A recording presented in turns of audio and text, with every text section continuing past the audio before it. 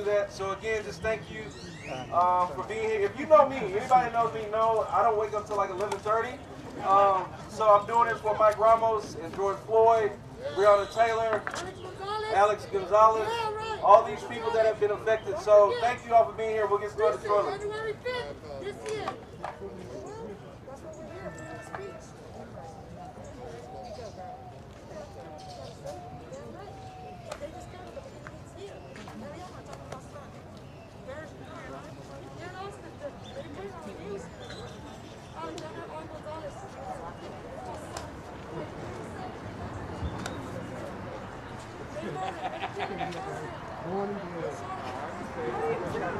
Move up.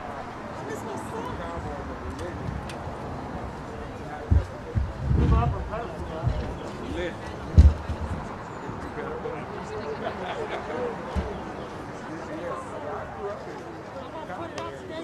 First ever of the year, January 5th, Facebook too. And I'm his mom, this is his sister. We're just trying to get what's doing right for the police. They need to go to jail. They need to pass this law. For everybody, not just for my son, but for justice. We want justice. Hey, last quick thing. All my speakers that are here, if you know you're speaking like right now, come check in with me right quick. Please, please, please. All speakers, all confirmed speakers, come check in right quick.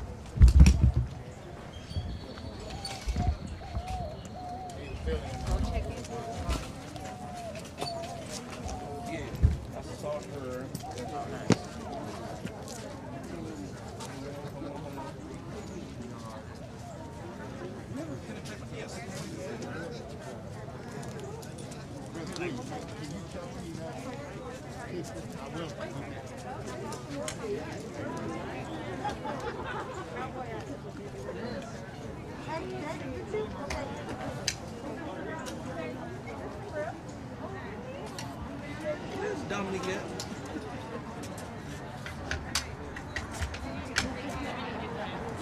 Do you have paper? That'll be perfect.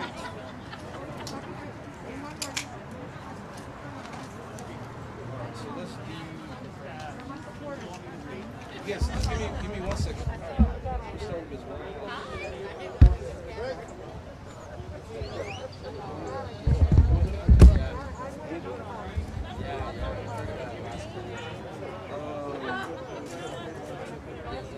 Yes, Tyree. That's why. Do we have any other? Do we have any other families of victims? Because we want to go first. Y'all speaking as a unit? I'm gonna put the Marquis Jones family. Okay. On the route for you to involve.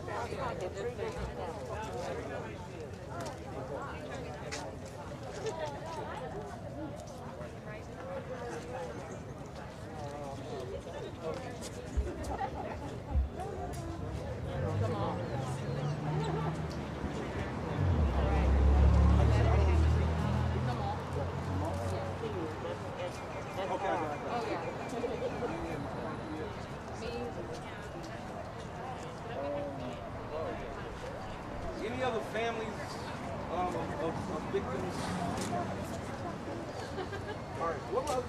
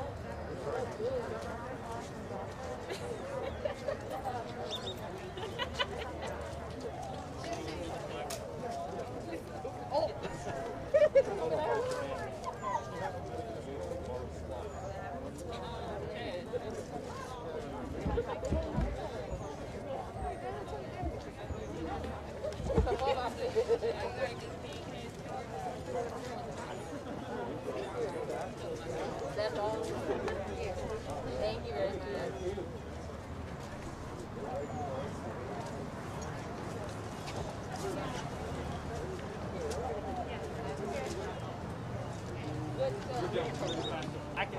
I'm tall.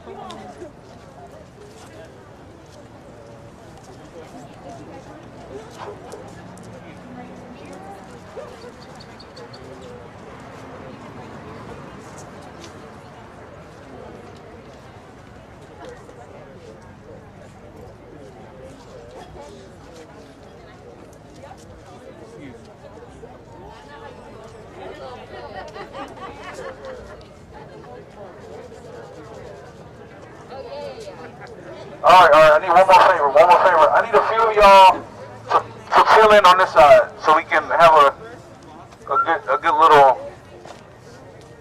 spherical type of thing going on.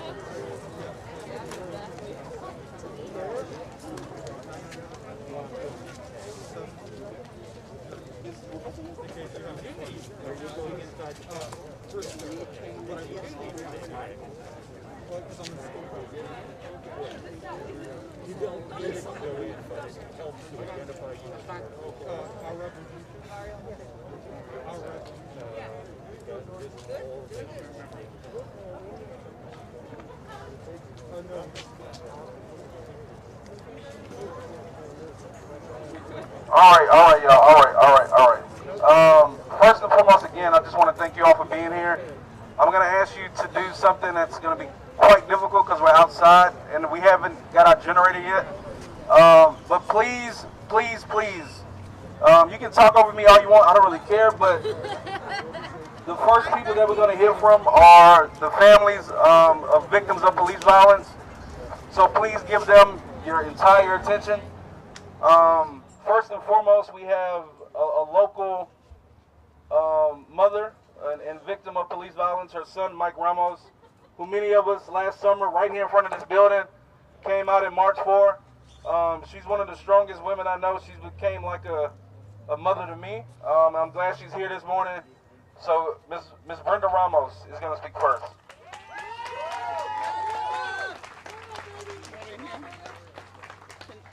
Chants, can you hear me? Ready?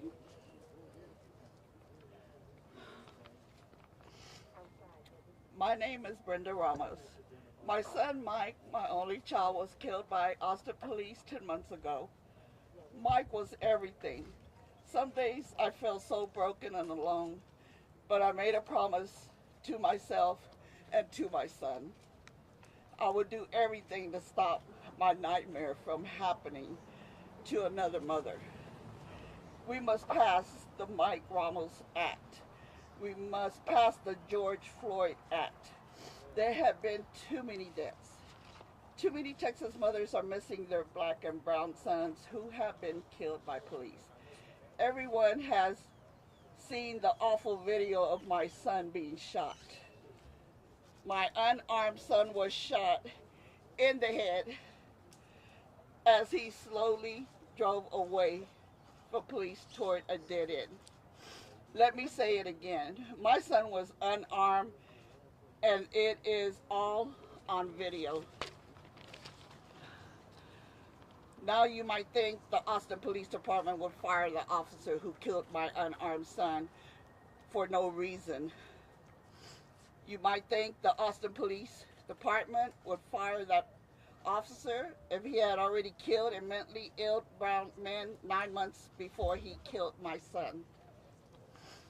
You might think the Austin Police Department would fire that police after he was indicted for first-degree murder. It has not happened. It's hard for even me to believe. So let me repeat myself. The man who killed my unarmed son a year ago has been indicted for first-degree murder, and he is still an Austin police officer. Enough already. We must have these reforms. We must get justice for George Floyd. We must get justice for Mike Ramos and Alex Gonzalez. Thank you for standing up for justice. It means everything to me in my darkest hours that so many people fight for justice with me. Thank you for standing with me.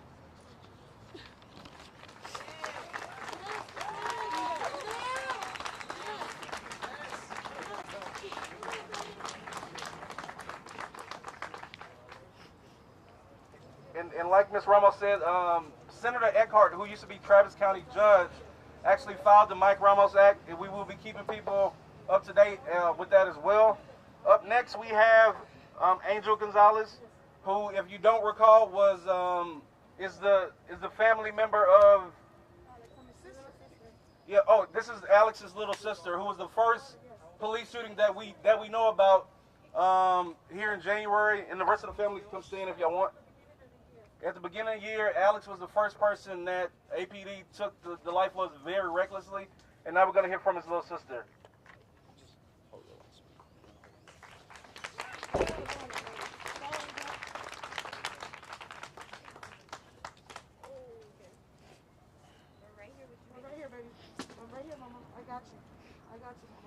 So, as you know, I'm Alex's little sister.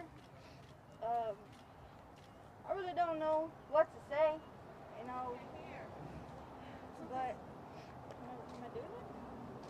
Yeah, just kind of like screaming a little bit. My brother was a really good guy, you know, we all lose somebody that we all love, and it's just so wrong that they keep doing it to more than just one people. Like, so many people deal with this, and it's not right. Like, they took my brother away from me, and it's just, he got killed the day after I turned 21. Like, I won't ever want to ever celebrate my birthday again because of how you happy one day and then the next day your brother passed away. How do you wake up to a message and it's like when you find out that your loved one passed away, it's like the worst news, and you just keep hearing it over in your head.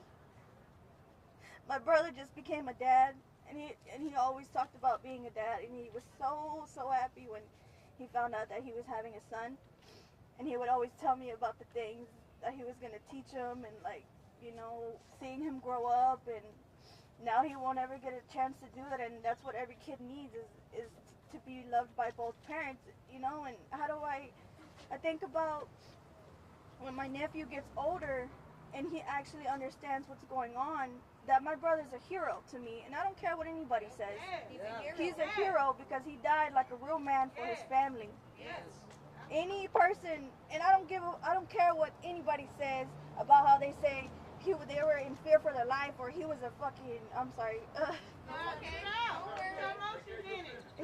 He was a threat. How do you figure he was a threat if he didn't have anything in his hands? How is he a threat? If it was you and you had your kid in the back, what would you do? Would you really think about what's going on, or would you worry about your kid? Exactly. Any good parent would go for their kid first before anything. And then considering the fact that he already got shot in the head, how are you going to comprehend something when you have so much adrenaline going on and you don't know what the hell's going on? It's like, what would you do? Like, it's just common sense for any person to do what they got to do for their family.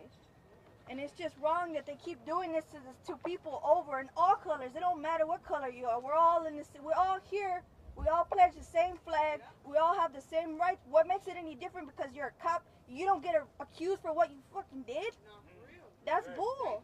It don't matter if you're a cop. It don't matter what you are. If you do a crime, you should be charged with it. Just like any normal person would. And I just want to get justice for everybody. Everybody, we're all equal. We shouldn't be judged by the color of our skin. We're all the same. We all have hearts. We all love each other. We all got blood. Our blood's all the same. It's all red. What's the difference? But I just want to get justice for Alex, for Mike Ramos, for George Floyd, all of it. And I hope that we actually do make a difference because we have so many people here that came to support this act. So what does that mean? That we need to do something different, and we're the community. So we tell them what we want because we're the ones who pay for them to even do their damn job. But, I mean, that's all I got to say, really. Thank you for everyone for letting me get the chance to tell my side of the story about my brother. You know, my brother's a hero in my eyes, and I always looked up to him, and I still will look up to him. He's going to be my guardian. He's here right now with me, proud of me, and I'm doing it with my family every day for him. So I just want to say thank you to everybody. Great job.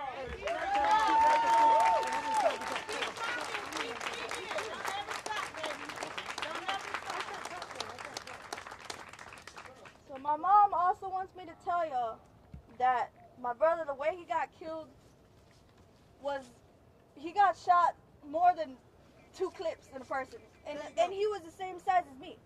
How many bullets do you think it takes me to get down?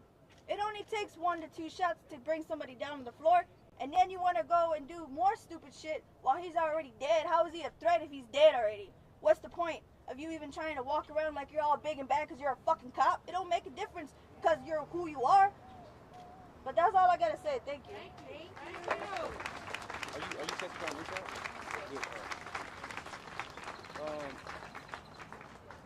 Tyree's gonna be next. So believe it or not, here in Austin, we have a police department that also picks on you, not if you're black, not if you're Hispanic, but also if you're deaf. This is Tyree Talley. He was a victim of the May 31st incident with the police when they just went berserk. He's here to tell his story.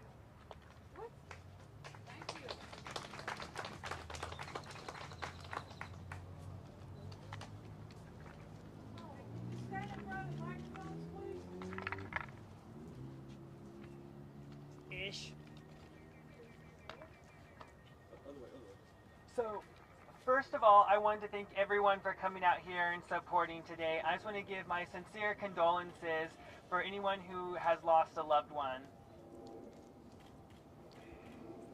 So, like he said, I'm deaf, I depend on my eyes, I depend on my sight for communication. And when they shot me, there's no warning. You know, no one came up and tapped me. Sorry, I'm just so nervous right now. But the point is, you know, for the deaf community as well, the APD needs to have deaf accessibility. They need to provide not only verbal warnings, but visual warnings, that especially in a dangerous situation, if they're going to be firing rounds, we need to have safety for the deaf community. Sorry, I'm so nervous. But again, just can give my sincere condolences to everyone who's lost a loved one here today. That's it. Thank you. And thank you all as well for coming.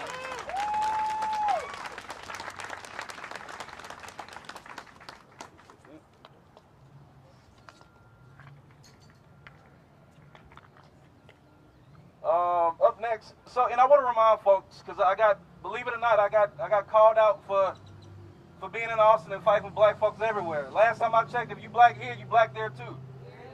And we have families of victims of police violence from San Antonio here today, because police violence doesn't just end in Austin. It doesn't end on the east side, it's everywhere. That's why we have 80 organizations that's coming together today to try to get some legislation to hopefully put some of this stuff to an end. And with that, I first want to bring up the family of Marquise Jones, yet another victim, a family of another victim of police violence. Are you mom? No, not mom. Okay.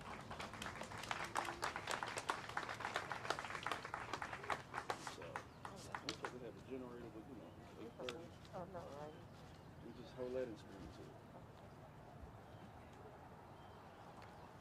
it. Good morning, everyone. I know it's early. My name is Debbie Bush. I'm the aunt of Marquise Jones, who in 2014 was shot in the back by an officer. He was involved in a fender bender. His friend was driving. He was actually a passenger. And he got out the car because he felt like he wasn't part of that. And he only lived a block away, so he decided he wanted to go home. He told his sister he wanted to go home. Well, as he proceeded out the car, the cop never said stop, never said stay here, don't do anything. He pulled his weapon and he shot at him 9 times, hitting him in the back, and Marquise was dead before he hit the ground. I've been fighting this for going on 7 years. This officer who killed my nephew was involved in another murder 3 months prior to killing Marquise. And he also had several assault cases, was suspended, but the union fought and brought him back. And he is still patrolling the streets of San Antonio.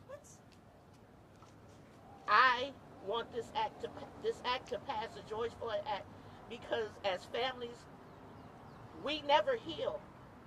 Every time there's another killing anywhere across this country, it opens up wounds for all of us. We will never heal. These cops are a legal game, and they are covered by their police union. San Antonio has like the worst police union in the state. When another state of California, Los Angeles, want to pattern their union after your union, that's not good. So we're here to fight and to speak and to get this act passed to protect the citizens of America, because we're dying every day in these streets from the police. And nothing is being done to the police. They are sitting on administrative duty and getting paid for killing our loved ones. And then they're just put back on the streets. They are a terror. People are afraid of them. People of color. We have PTSD because you get a cop behind you or you get a cop walking towards you, you're afraid. We don't know what to do. We don't know how. Everybody gave us all these people give us, put your hands up, don't move, don't do this, don't do this, don't do this. We do all of that and we still die. We still die. So I'm not going to take up much more time, but my fight is for real.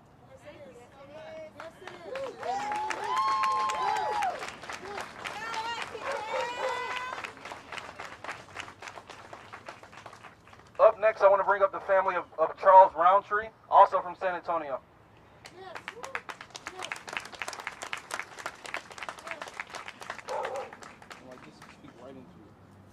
Good morning, everybody.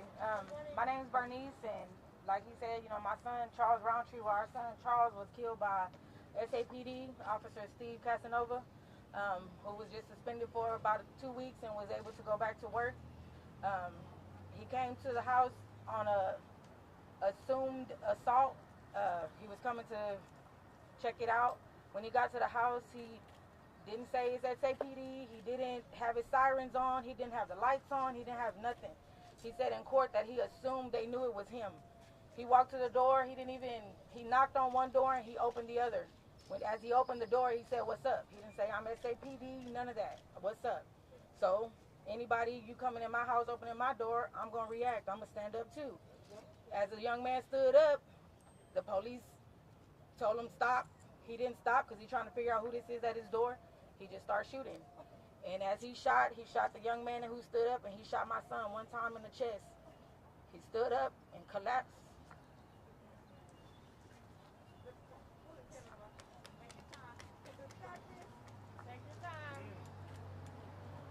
And instead of this coward getting help from my son, he hid like the coward he is and let my son die in that house that night. He didn't call EMS. It took a person inside the house to call EMS for somebody to come. And they still didn't come because they said police was outside. The kids in the house are terrified. They said it's the police that's shooting us. They shooting at us. So who do we call on the police? Who do we call on the police? Who arrests the police? Who's going to stand and protect us from the police? So I'm here today. Hopefully we get this taken care of because it's happening every day. And like, if it wasn't for Miss Debbie, I don't know how we would have got through it. And like she said, we live this every time we turn on the news and we see another person, another baby, another brown-skinned person dead every day from these police, like this police gang. Because that's what they are. They are a gang. And they're getting away with murder every day. They need to be held accountable for all of this. Everything they do, just like we're held accountable for everything we do, they're humans too, and they need to be held accountable for everything they do. Thank y'all for being here and for all y'all support, Rountree family. Thank you.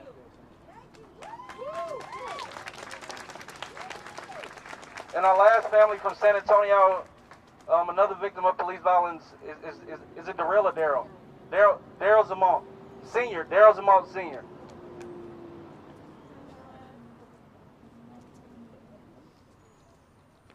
Good morning.